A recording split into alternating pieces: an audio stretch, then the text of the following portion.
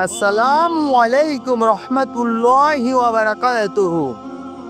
আজকে আমরা আলোচনা করব সাইয়্যিদুল ইস্তিগফার কখন পড়তে হয়। আমাদের প্রিয় নবী হযরত মুহাম্মদ সাল্লাল্লাহু আলাইহি ওয়াসাল্লাম আল্লাহর কাছে ক্ষমা চাওয়ার যতগুলো পদ্ধতি বর্ণনা করেছেন তার একটি হলো সাইয়্যিদুল ইস্তিগফার পাঠ করা। সাইয়্যিদুল ইস্তিগফার হলো তওবা করা ও ক্ষমা লাভের শ্রেষ্ঠ দোয়া। এই দোয়া পাঠের ফজিলতের কথা হাদিসে উল্লেখ করা হয়েছে। দোয়াটি সকাল সন্ধ্যা যে কোনো সময় পড়া যাবে।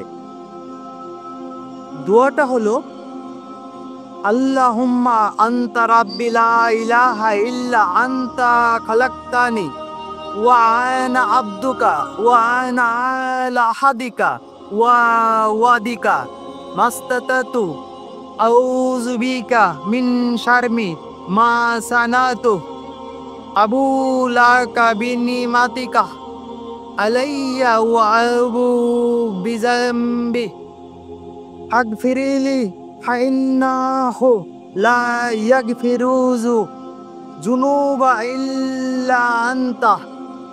অর্থাৎ, হে আল্লাহ, তুমি আমার প্রতিপালক, তুমি আমাকে সৃষ্টি করেছো, আমি তোমারই গোলাম। আমি যথাসাধ্য তোমার সঙ্গে কৃত প্রতিজ্ঞা ও অঙ্গীকারের উপর আছি। আমি আমার সব কৃতকর্মের কুফল থেকে তোমার কাছে আশ্রয় চাচ্ছি।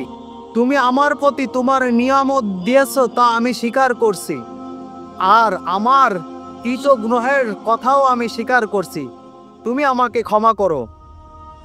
যে ব্যক্তি দিনের সকালে দৃঢ় বিশ্বাসের সঙ্গে এই ইস্তিগফার পড়বে আর সন্ধ্যা হবার আগেই সে মারা যাবে, সে জান্নাতি হবে।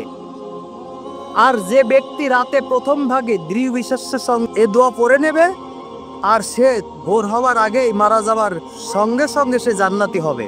সহিহ বুখারী হাদিস নাম্বার 6306। ইসলাম প্রচারে আপনিও সহযোগী হতে পারেন।